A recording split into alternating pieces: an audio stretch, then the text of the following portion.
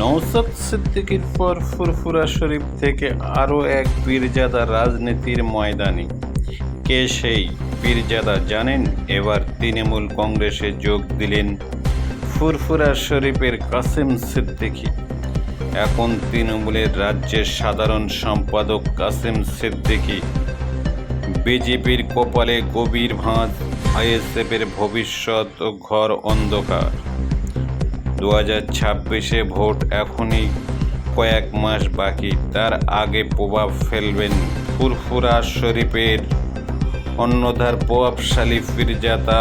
এতদিন নানা সময় রাজ্য সরকারের মুখর ছিলেন সেই কাসেম সিদ্দিকী এখন শাসক দল তৃণমূল কংগ্রেসে গুরুত্বপূর্ণ মুখ তাকে বসানো হয়েছে।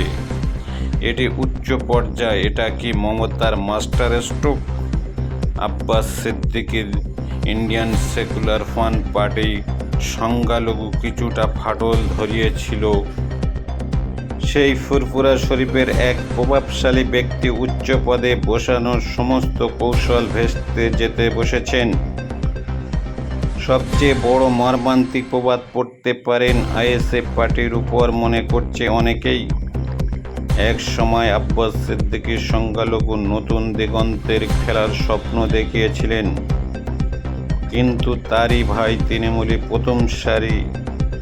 ফুরফুরা শরীফ এটা একটি ধর্মীয় স্থান নয়, বাংলার রাজনীতি বিশাল প্রভাবশালী কেন্দ্র। কাসেম সিদ্দিক তৃণমূলে যোগ দেওয়ার ফলে বিশাল আকারের একসঙ্গে তৃণমূলে চলে আসবে সংখ্যালঘু ভোট ব্যাংক মনে করছে অনেকেই। তৃণমূল দখল হতে চলেছে ও শুভেন্দুর জন্য একটা বড় চ্যালেঞ্জ। বিজেপি ওদিকে আইএসএফ দল এই ধাক্কা কিভাবে সামলে উঠতে পারে?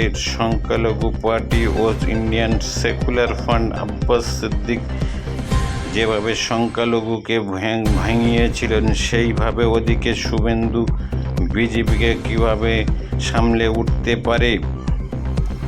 টিএমসির এই মাস্টার স্ট্রোককে সবাই স্বাগত জানিয়েছে ও কাসেম সিদ্দিক টিএমসি এসে কী করে সেটাই আমাদের দেখার বাকি আছে।